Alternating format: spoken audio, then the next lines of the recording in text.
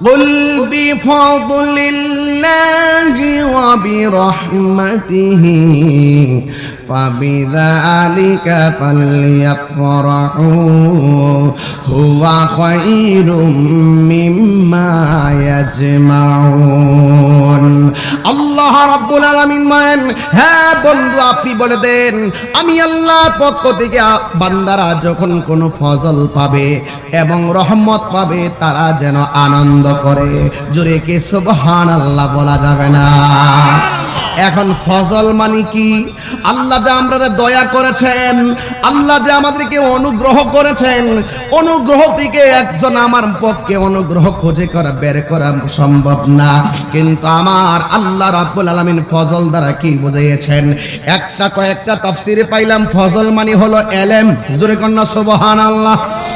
আর রাইসুল মুফাসসিরিন আব্দুল ইবনে আব্বাস রাদিয়াল্লাহু তাআলা আনহু বলেন, আল্লাহ যে বলছে ফজল পেলে আনন্দ করো, এই ফজল মানে হলো দুইটা, একটা হলো কোরআন আর একটা হলো ইসলাম। এখন গাজীপুরের মানুষ জবান খুলে বলো, আমরা কোরআন পাইয়া কি খুশি না বেজার?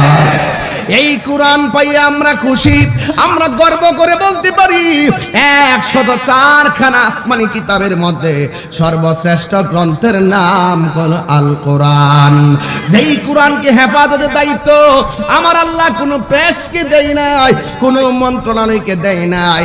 আমার আল্লাহ রাব্বুল আলামিন কোরআনে বলে দিয়েছেন, ইন্না নাহনু নাযালনা যিকরা ওয়া ইন্না লাহু লাহাফিজুন। আল্লাহ রাব্বুল আলামিন বলেন, নিশ্চয়ই আমি আল্লাহ কোরআনকে নাজিল করেছি, এই কোরআনকে হেফাজতের দায়িত্ব আমি আল্লাহ কাউকে দান করি নাই। এই কোরআনকে হেফাজতের দায়িত্ব আমি আল্লাহ রাব্বুল আলামিনের হাতে রেখে দিয়েছি। সুইডেনের গাদ্দার গোষ্ঠীরা ঈদুল আজহার দিনে কোরআনের মধ্যে আগুন লাগাই দিছে। তোরা মনে করেছিস কোরআন দিয়ে আগুন দিয়ে কোরআন পুইরা ফেলাইলি বুঝি কোরআন ধ্বংস হয়ে যাবে? না না না, বাংলার জমিনে তাকায়া দেখ, লক্ষ লক্ষ কোটি কোটি গুণ হাফেজ সিনার মধ্যে কোরআন ধারণ করে বসে আছে। কথা বলেন ঠিক কিনা বলেন? এই জন্য আল্লাহ বলেন, ইন্না নাহনু নাযালনা যিকরা ওয়া ইন্না লাহু লাহাফিজুন। আল্লাহ রাব্বুল আলামিন বলেন, নিশ্চয়ই আমি কোরআনকে নাজিল করেছি, এই কোরআনকে হেফাজতের দায়িত্ব আমি আল্লাহ রাব্বুল আলামিন কাউকে দেয় নাই। এই কোরআনকে হেফাজতের দায়িত্ব আমার আল্লাহ রাব্বুল আলামিনের কুদরতি হাত মুবারকে রেখে দিয়েছেন।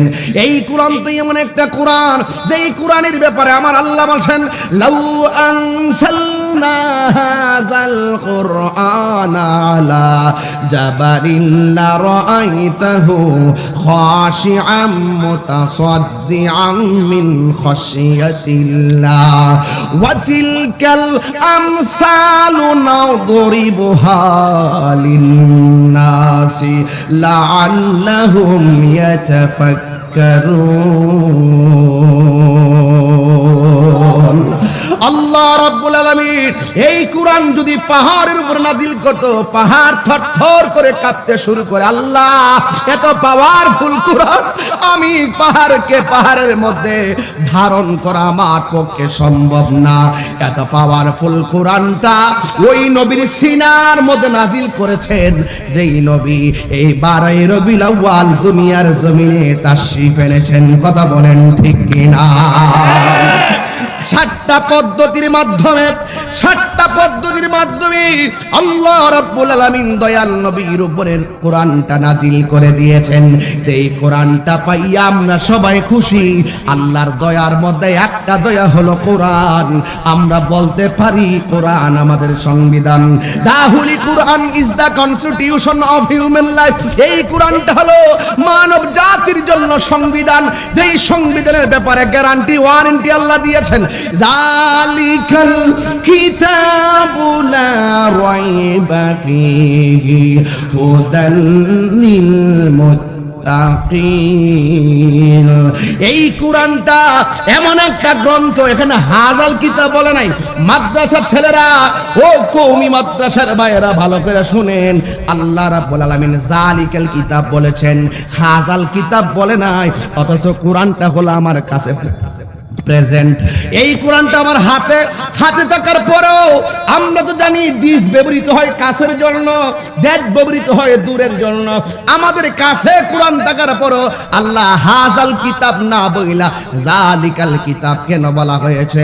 এই কথার দ্বারা নাস্তিক মুরতাদের গোষ্ঠীর আর বালাকিরে বোঝার দরকার, তোরা কোরআনের বিরুদ্ধে কথা কস।